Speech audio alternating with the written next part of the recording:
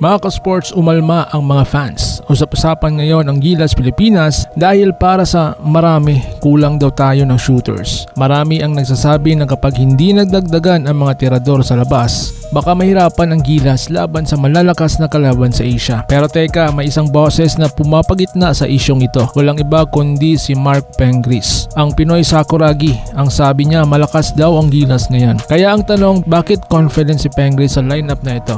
At bakit naman patuloy na nagrereklamo ang fans tungkol sa shooters ng team? Sa social media, sunod-sunod ang komento ng mga fans. Ang pangunahing hinaing nila, kulang daw ng shooters ang Gilas. Para sa kanila, hindi sapat ang mga nasa lineup para makipagsabayan sa mga bansang may mga elite 3-point shooters tulad ng Japan na may Yuta Watanabe at Yodai Baba at Korea na kilala sa outside sniping. May mga nagsasabing kulang tayo sa perimeter shooting, posibleng mag-collapse ang depensa kapag kinain ng zone defense ang Gilas. Pero may ibang mga fans na nagsasabing okay na ang shooters natin. Ang mas importante raw ay yung balance na lineup, may malalaki, may wings, may playmakers. At dito papasok ang opinyon ni Mark Pengris. Sa isang panayam, sinabi niyang nakikita niya ang ibang klase ng Gilas ngayon. Para kay Pengris, hindi lang shooting ang puhunan sa FIBA Games. Ang mas importante raw ay kung hustle, puso, depensa at chemistry ng team. Sabi pa ni Pengris, malakas ang Gilas ngayon kasi kompleto sila.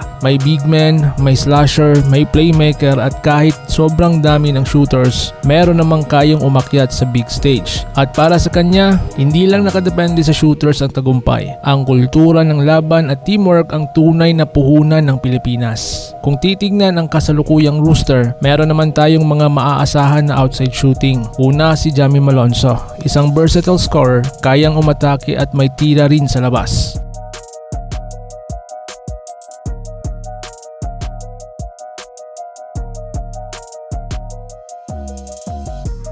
Pangalawa si CJ Perez. Kilala sa kanyang explosiveness pero kapag mainit, deadly rin sa tres.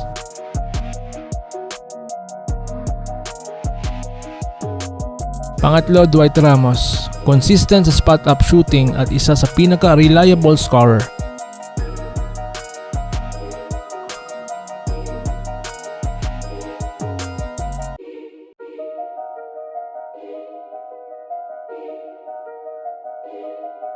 At panghuli si Kevin Kiambao or mas kilala nating KQ. Stretch big na kayang pumesto sa perimeter at bumutas ng depensa.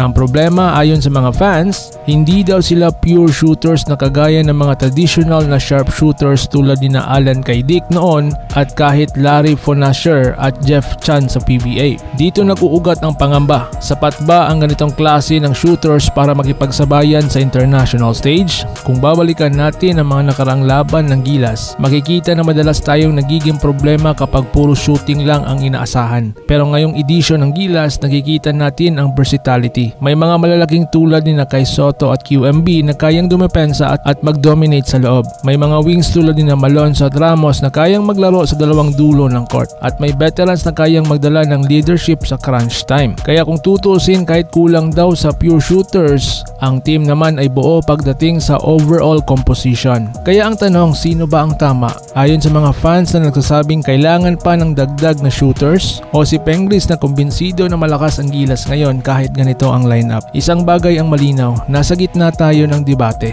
Pero sa dulo, ang tunay na pagsubok ay kapag humarap na tayo sa mga kalaban sa FIBA stage. Doon natin makikita kung kaya bang itaas ng Gilas ang level ng laro at mapatunayan na kahit hindi loaded sa shooters, basta't may puso, may laban ang Pilipinas. Mga ka-sports, kung nagustuhan mo po ang ating pinag-usapan ngayon, paiwan ng follow, subscribe at pahit na notification bell para updated po kayo mga ka-sports sa ating mga uploads. So paano? Ingat po kayo. Depensa mo na, pag-opensa, come on!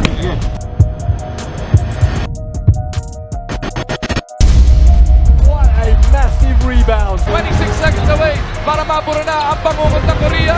Castro, big lead! Puso! Laban Pilipinas!